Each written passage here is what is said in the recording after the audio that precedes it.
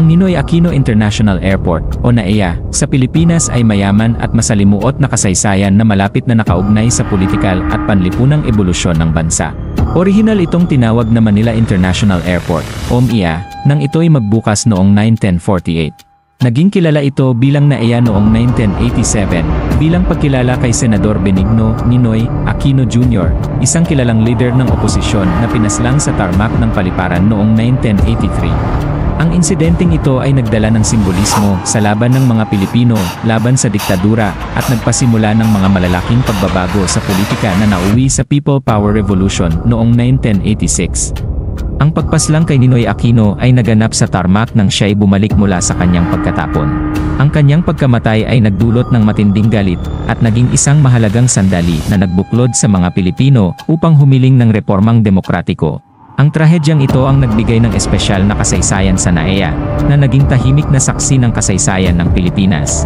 Ang konstruksyon ng NAIA Terminal 3 ay puno ng mga legal na laban at alegasyon ng katiwalian.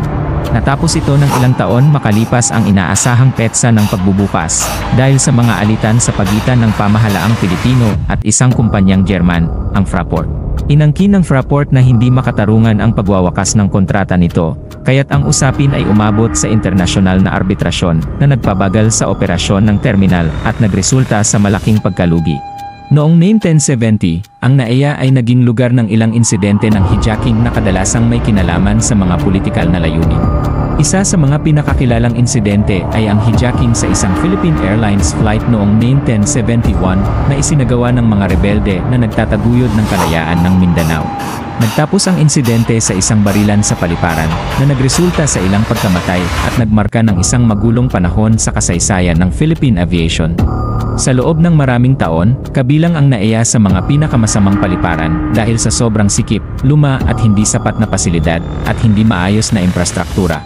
Pinalala pa ito ng mabilis na pagdami ng mga pasahero na umabot ng higit sa 45 milyong tao sa mga nakalipas na taon. Noong kalagitnaan ng 2010, nyanig ang NAIA ng iskandalong laglag bala. Iniulat ng mga pasahero ang pagkakakita ng mga bala sa kanilang bagahe matapos dumaan sa seguridad na umano'y itinanim ng ilang tauhan ng paliparan na humihingi ng suhol upang maresolba ang issue. Ang iskandalong ito ay umani ng pandaigdigang atensyon at lalong nakaapekto sa reputasyon ng NAIA. Nagdulot ito ng mga reforma sa mga pamamaraan ng seguridad sa paliparan. Sa kabila ng mga hamon, nananatiling isa ang NAIA sa mga pinakamahalagang gateway sa Timog Silangang Asya. May mga mungkahin ito ay unti-unting palitan bilang pangunahing paliparan upang maibsan ang siksikan, habang isinasagawa ang mga bagong proyekto ng paliparan sa Bulacan at Sangley Point. Gayunpaman, ang makasaysayang kahalagahan ng NAIA, lalo na kaugnay ng kasaysayan at pagkakakilanlan ng Pilipinas, ang naglalagay dito bilang higit pa sa isang paliparan. Ito ay isang lugar na puno ng makasaysayang diwa.